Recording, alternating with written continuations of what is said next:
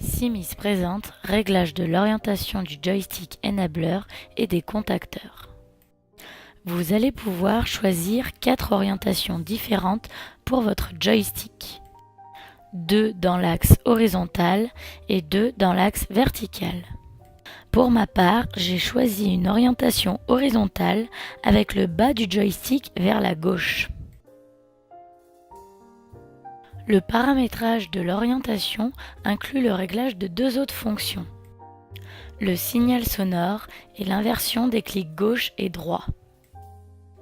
Après avoir choisi l'orientation de votre joystick, appuyez longtemps sur le réglage de la vitesse. Vous entendez ainsi un bip sonore et une LED clignotante apparaît.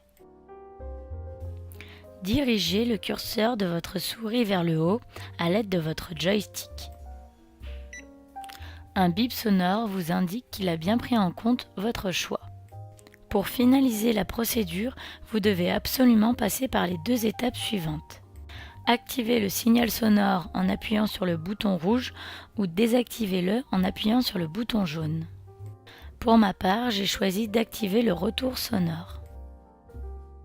Puis, si vous souhaitez inverser le clic gauche et droit, appuyez sur la touche jaune. Sinon, appuyez sur la touche rouge. À la fin de cette étape, votre joystick émettra un signal sonore particulier indiquant que vous avez quitté le mode apprentissage et que vos paramètres sont enregistrés. Vous pouvez ainsi utiliser votre joystick avec l'orientation que vous avez choisie. Vous allez également pouvoir changer la manette du joystick. Le joystick Enabler présente 3 types de poignées. Le joystick simple, la boule et le T. Pour modifier la prise du joystick, dévissez le haut du joystick en le maintenant par le bas. Puis, vissez la forme souhaitée de la même façon.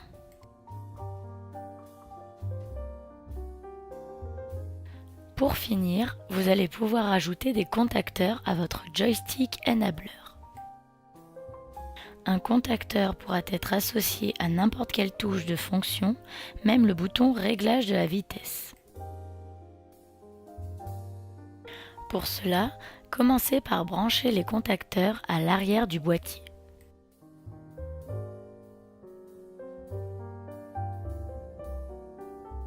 Pour entrer dans le mode apprentissage, appuyez longtemps sur le bouton rouge et le bouton réglage de la vitesse. Un bip sonore et une LED rouge clignotante apparaissent. Dans un premier temps, appuyez sur la touche de fonction que vous souhaitez associer à votre contacteur de gauche. Puis, dans un second temps, appuyez sur la touche de fonction que vous souhaitez associer à votre contacteur de droite. Un bip particulier vous indique que votre choix a été enregistré. Pour ma part, j'ai choisi d'associer le contacteur de gauche au double clic et le contacteur de droite au réglage de la vitesse. Les réglages sur le trackball Enabler seront similaires.